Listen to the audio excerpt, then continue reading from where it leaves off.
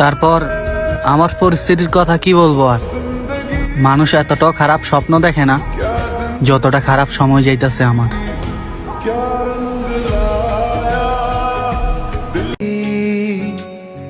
মাকে ছাড়া তো গায়ের জামাটাই খুঁজে পাইতাম না, এই দূর প্রবাসে তো মা নাই।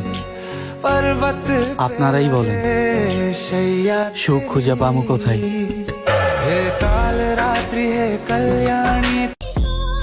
আমি নাটকের গল্প লিখি আর তুমি ক্যারেক্টার প্লে করো, সেম সেম বাট ডিফারেন্স।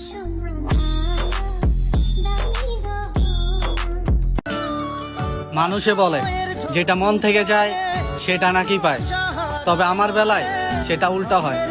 আমি যেটা মন থেকে চাই সেটা হারিয়ে যায়, নয়তো অন্য কেউ এসে সেটা নিয়ে যায়।